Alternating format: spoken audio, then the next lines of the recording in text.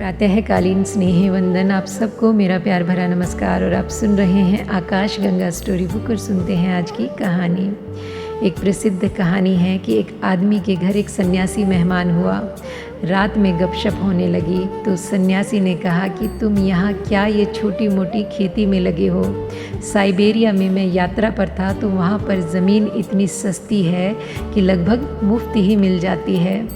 तुम यह ज़मीन छोड़ छाड़ कर बेच बाच कर साइबेरिया चले जाओ, वहाँ हज़ारों एकड़ ज़मीन मिल जाएगी। इतनी ज़मीन में वहाँ करो फसलें और बड़ी उपयोगी ज़मीन है, और लोग वहाँ के इतने सीधे साधे हैं कि करीब करीब मुफ्त ही ज़मीन दे देते हैं।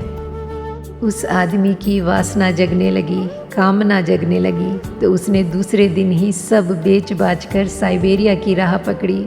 जब पहुंचा तो उसे बात सच्ची मालूम पड़ी। उसने पूछा कि मैं ज़मीन खरीदना चाहता हूं, तो उन्होंने कहा कि ज़मीन खरीदने का तुम जितना पैसा लाए हो रख दो, और ज़मीन का हमारे पास यही उपाय है बेचने का कि कल सुबह सूरज के उगते तुम निकल पड़ना, और सांझ को सूरज के डूबने तक जितनी ज़मीन तुम घेर सको घेर लेना। बस चलते जाना। जितनी ज़मीन तुम घेर लो, सांझ सूरज के डूबते डूबते उसी जगह पर लौट आना जहाँ से चले थे। बस शर्त यही है, जितनी ज़मीन तुम चल लोगे उतनी ज़मीन तुम्हारी हो जाएगी। वह आदमी रात भर सो न सका। रात भर योजनाएं बनाता रहा कि कितनी ज़मीन घेर लूँ। सुबह ही भागा। गांव इकट्ठा हो गया था। सुबह का सूरज उग गया था। उसने साथ में अपनी रोटी भी ले ली थी और पानी का भी इंतज़ाम कर लिया था। रास्ते में भूख लगे प्यास लगे तो सोचा था कि चलते चलते ही खाना भी खा लूँगा, पानी भी पी लूँगा। रुकना नहीं है, चलना क्या है, दौड़ना है। तो उसने दौड़ना शुरू किया, क्योंकि चलने से तो आधी ही ज़मीन कर पाऊँगा, दौड़ने से दुगनी हो सकेगी। वह भागने लगा, भागा और भागा। सोचा था कि ठीक 12 बजे लौट पड़ूँगा ताकि सूरज डूबते डूबते पहुँच जाऊँ। 12 बज गए, मीलों चल चुका, मगर वासना का कोई अंत ना था। उसने सोचा कि 12 तो बज गए, लौटना चाहिए, लेकिन सामने और उपजाऊ ज़मीन थोड़ी सी और घेर लूँ। ज़रा तेज़ी से दौड़ना पड़ेगा लौटते समय। इतनी ही बात है, एक ही दिन की तो बात है, और ज़रा तेज़ी से दौड़ लूँगा। उसने पानी भी ना पिया, क्योंकि रुकना पड़ेगा उतनी देर। एक दिन की ही तो बात है, फिर कल पी लेंगे पानी, फिर जीवन भर पीते रहेंगे। उस दिन उसने खाना भी नहीं खाया।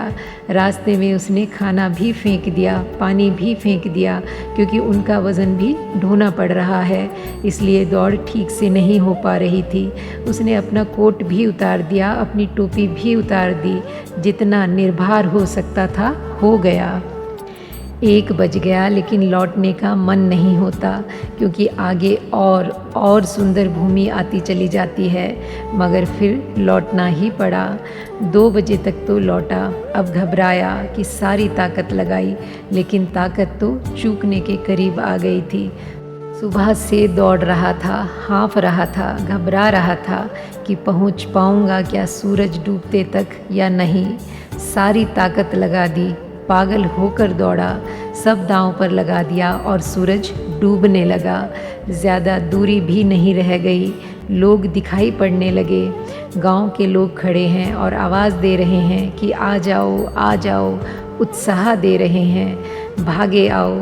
अजीब सीधे साधे लोग हैं। सोचने लगा मन में, इनको तो सोचना चाहिए कि मैं मर ही जाऊं तो इनको धन भी मिल जाए और ज़मीन भी ना जाए, मगर वे बड़ा उत्साह दे रहे थे कि भागे चले आओ। उसने आखिरी दम लगा दिया, भागा भागा और भागा। सूरज डूबने लगा। इधर सूरज डूब रहा था, उधर भाग रहा था। सूरज डूबते डूबते बस जाकर गिर पड़ा। कुछ 5-7 गज की दूरी रह गई। घिसटने लगा। अभी सूरज का आखिरी कोर क्षितिज पर रह गया। घिसटने लगा, और जब उसका हाथ उस ज़मीन के टुकड़े पर पहुंचा जहां से भागा था, उस खूंटी पर सूरज डूब गया। वहाँ सूरज डूबा और यहाँ यह आदमी भी मर गया। इतनी मेहनत कर ली, शायद हृदय का दौरा पड़ गया और सारे गांव के सीधे साधे लोग जिनको वह समझता था हंसने लगे और एक दूसरे से बातें करने लगे कि ये पागल आदमी आते हैं और जाते हैं, इस तरह के पागल लोग आते ही रहते हैं। यह कोई नई घटना ना थी। अक्सर लोग आ जाते थे खबरें सुनकर और इसी तरह मरते थे। यह कोई अपवाद नहीं था, यही नियम था। अब तक ऐसा एक भी आदमी नहीं आया था जो ज़मीन घेर कर उसका मालिक बन पाया हो। और यह कहानी सबकी ज़िंदगी की कहानी है। यही तो तुम कर रहे हो, दौड़ रहे हो कि कितनी ज़मीन घेर लें। 12 भी बज जाते हैं, दोपहर भी आ जाती है, लौटने का भी समय होने लगता है। मगर थोड़ा और दौड़ लें, ना भूख की फ़िक्र है, ना प्यास की फ़िक्र है, जीने का समय कहाँ है। पहले ज़मीन घेर लें, पहले तिजोरी भर लें, पहले बैंक में रुपया इकट्ठा हो जाए, फिर जी लेंगे, फिर बाद में जी लेंगे। एक ही दिन का तो मामला है और कभी कोई नहीं जी पाता। गरीब मर जाते हैं भूखे, अमीर मर जाते हैं भूखे, कभी कोई नहीं जी पाता। जीने के लिए थोड़ी विश्रांति चाहिए, जीने के लिए थोड़ी समझ चाहिए। जीवन मुफ्त नहीं मिलता, बोध चाहिए। सिर्फ बुद्ध पुरुष ही जी पाते हैं। उनके जीवन में एक प्रसाद होता है, एक लयबद्धता होती है, एक छंद होता है। वे जी पाते हैं क्योंकि वे दौड़ते नहीं, वे जी पाते हैं क्योंकि वे ठहर गए हैं। वे जी पाते हैं क्योंकि उनका चित्त अब चंचल नहीं है। इस संसार में ज़मीन घेर कर करेंगे क्या? इस संसार का सब यहीं पड़ा रह जाएगा। ना हम कुछ लेकर आते हैं, ना हम कुछ लेकर जाएंगे। और आज के लिए बस इतना ही। मिलते हैं फिर एक नई कहानी के साथ। तब तक के लिए thank you God and thank you universe.